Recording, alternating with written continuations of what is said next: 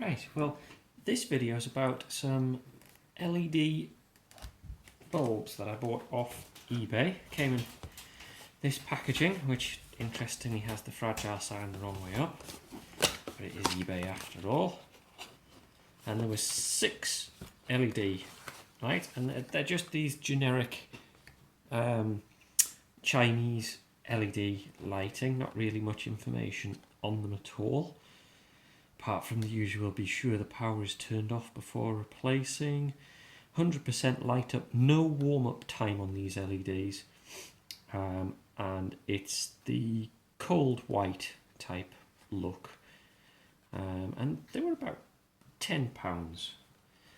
So I put 2 of them into use straight away in a uplighter that we use.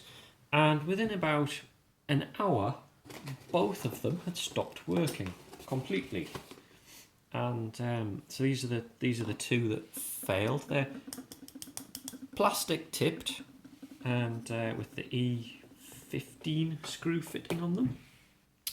And after they'd blown, I did the usual smell test on them. Actually, they still have that slight smell of burnt electronics to them. So I thought I'd take a look inside and see what's going on. Now they're just basically heat melted apart. You can probably see I've already pulled this one apart to take a look inside.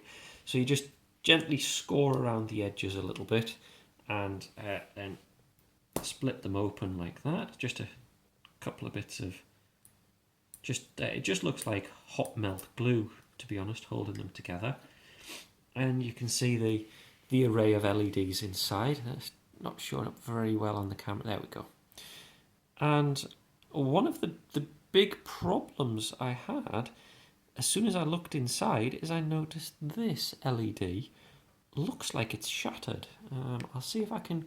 I'll turn the light off and see if we can get a view on that. See if you can see it there.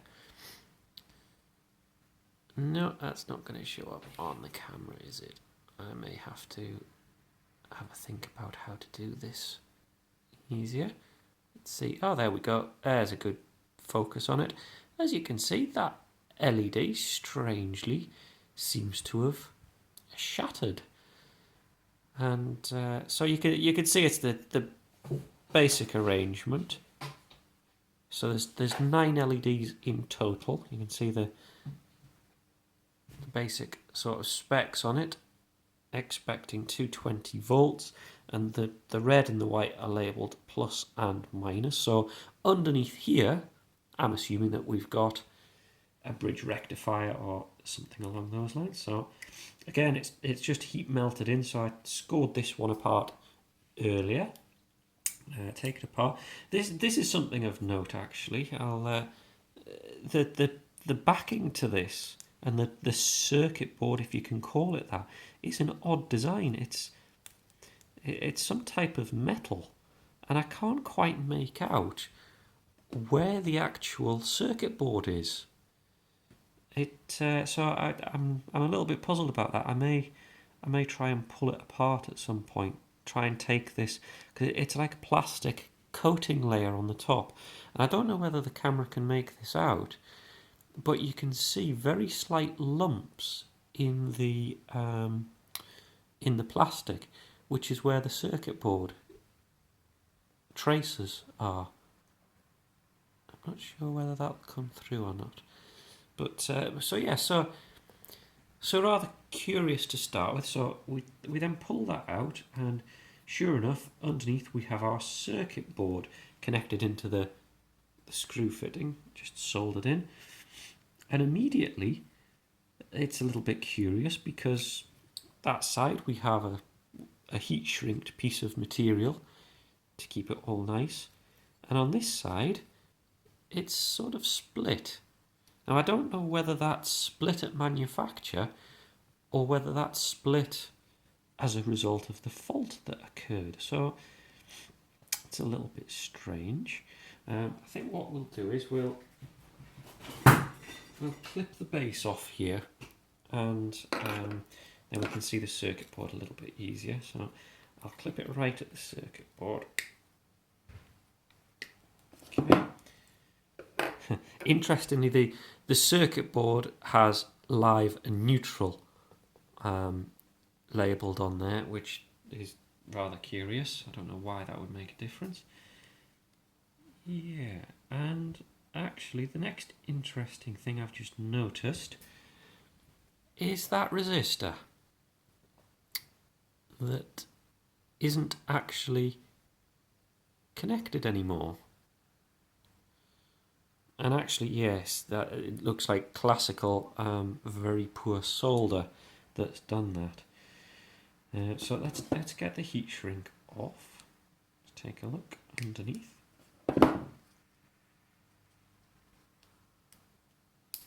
And I think the next thing I'm going to do is just short out this capacitor and just make sure that there's no residual current or anything on it. Because obviously these boards do receive mains voltage when they're operating. So yes. So now we can see that. I'll just lift that capacitor up a little bit. Oh, okay.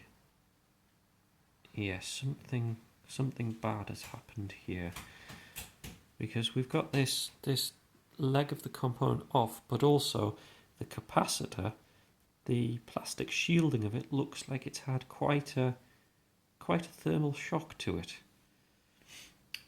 So that's rather interesting. Oh, actually, the resistor is labelled. So what we've got is four diodes, which is creating the bridge rectifier circuit.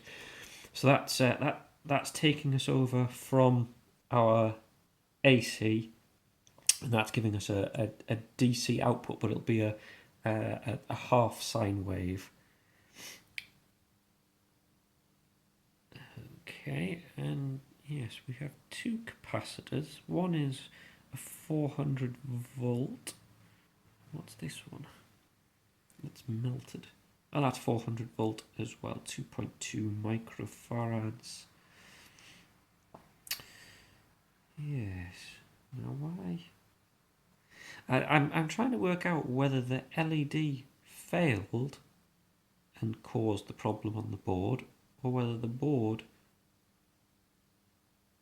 kind of caused the problem to come through onto the LED and blow the LED. So looking at the traces, it's a fairly straightforward board. So you can just see the two little black input connections, wires there. One side goes into the capacitor, into the large red capacitor here, and into the resistor. Okay, and then out of the resistor and the capacitor we go into, into the diodes. Okay, so yes, that goes into the diodes. The other side of mains AC, comes into the other side of the diodes. And that then, so it's quite a logical cut across the middle of the board, which goes from the AC side here over to the DC side, which is here. So that's the output of the diodes, then feeds this resistor, and also I think the capacitor. Yep, that goes to the capacitor. So the positive going to the LEDs comes from the side of the resistor. Yeah, that's all. So it's fed from the resistor. Okay. Yeah, so it comes in, it's converted to DC through this resistor. The capacitor looks like it goes across. Yeah, I'm gonna guess that capacitor there is just to smooth the DC output, try to create less of a ripple, possibly to remove the shimmer from the LED, because obviously we're running on half sine wave, so that may be just to reduce that. Okay. Yeah, I'm not really sure here. Oh, I wonder if we can. I wonder if we can test the LEDs and see. Let's bring the multimeter in, and I think we'll just test continuity here. Sorry, that makes a racket on camera, that doesn't it? And just let's just try one of the LEDs that look okay. I'm going to assume the ones that look okay are indeed all right.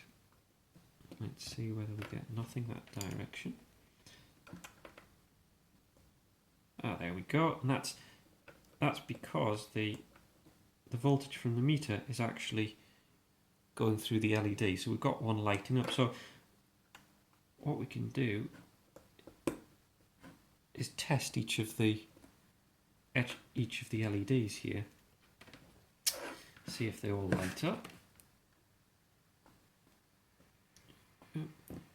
I'm going to guess that our one that looks exploded won't light up.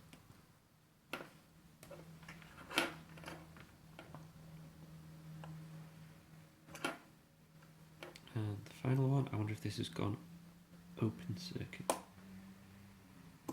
No, it hasn't gone open circuit, but we're not getting anything from it. So yeah, so it looks like that one has gone. Now the interesting thing will be whether these are in series. I'm trying to see if I can see the trace. Yes, they are. Yes. It's rather difficult to show on the camera here, but if I show you using the probe, following the positive, there's a trace that goes in here, out and round, in, out, and it works its way all the way around the board. So yes, so that means when we lose one of these LEDs, the whole unit goes out. So I'm actually thinking we'll crack the other one open as well and see if that's failed in the same way. I'm curious what the failure. Well, first of all, the failure rate, because that seems a rather large failure rate. Just if I open the other one, you just sort of work your way around the seam and then twist, and it pops open like that. So as you can see, we've got the hot melt plastic holding it together. Now on this one, oh, okay, this is slightly different.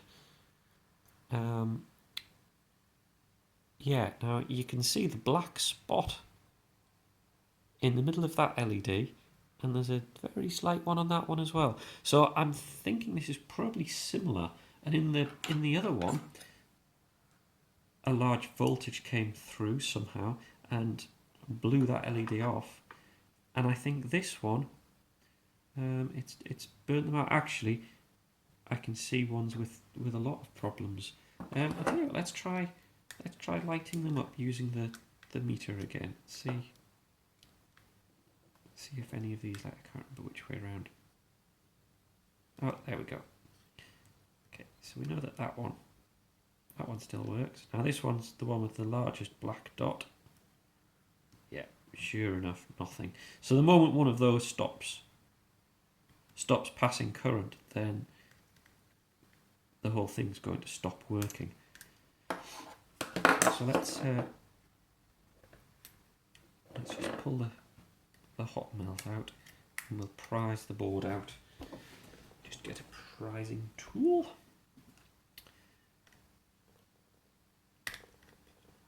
No, is it coming? Yeah, there we go.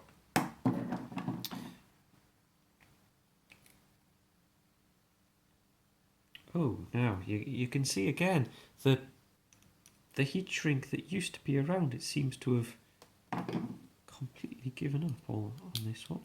Let's just pull the board out. Oh. Okay. Wasn't expecting that. So again, it looks like it's blown itself to smithereens. Let's get rid of that. Right. Oh dear. This one clearly wasn't put together quite as well as the last one. The soldering looks distinctly subpar. I'm not quite sure what's happening down here. And these little strands, actually, those little strands of wires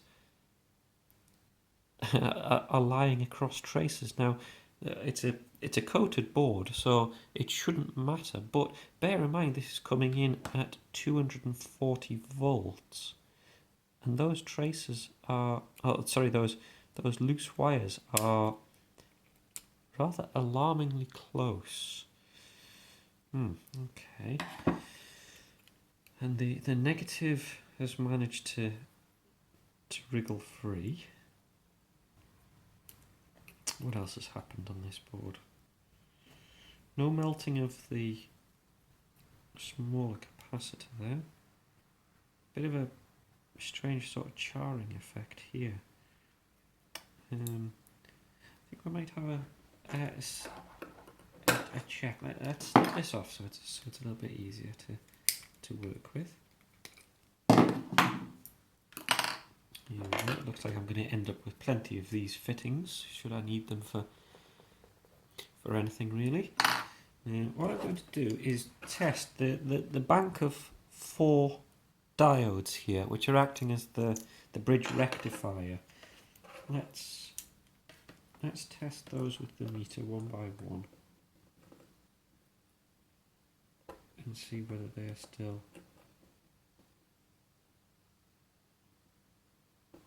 functioning. Struggling to get probes on these actually. Oh, there we go. No, something has gone awry here. Oh. I'm not quite sure whether I'm getting a good enough connection or whether there does look like there's some sort of resin or something applied, so it may be stopping me. I'll try from the traces underneath.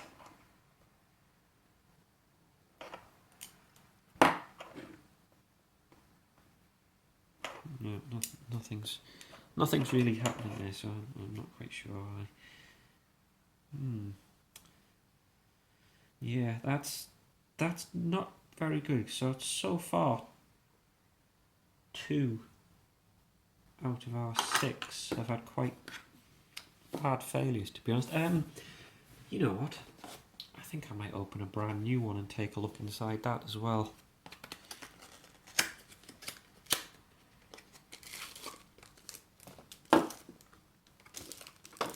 Nothing inside, just plastic bag with the bulb inside it. Now again, just a slight twist, and there we go. Is that going to come apart? Yes, there we go. Same again, just a little bit of hot glues around it. Right, there we go. So there's a working one. Oh, now actually, I'm starting to wonder whether this is rather cheaply, poorly manufactured LEDs.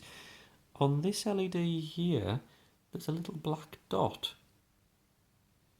and that makes me think that there's been a manufacturing problem. I'm just having a close-up look here, see if I can see anything rather interesting about it. But no, apart from that, it looks fine. Let's try see if it lights. See if that one lights up. Because if it doesn't light up, then it's dead on arrival, isn't it? Because they're all in series. Not that way around. Yeah. Okay. So it lights up. I'll just show you a close up. You might be able to see if the camera focuses for me. Now, when I'm looking close up to it, I can see sort of how the LED is made, and it's only a very small amount that illuminates on it. So I suspect that's just because these are rather cheap LEDs. So let's just run around the outside here. Let's see if we can prise it open. Because in theory this is a working unit. It hasn't self-destructed yet. So let's just take a look at what we've got. Oh no. Thought that was warm for a second there, which was a bit odd, but it's the metal disc. It seems to conduct heat. Ah, could that be to help conduct heat away from the LEDs? Possibly. Okay, now on this one, yes, the heat shrink is all in place. Ah, but it's not actually it's not that well joined together. So I think I may end up writing this one off. So let's just.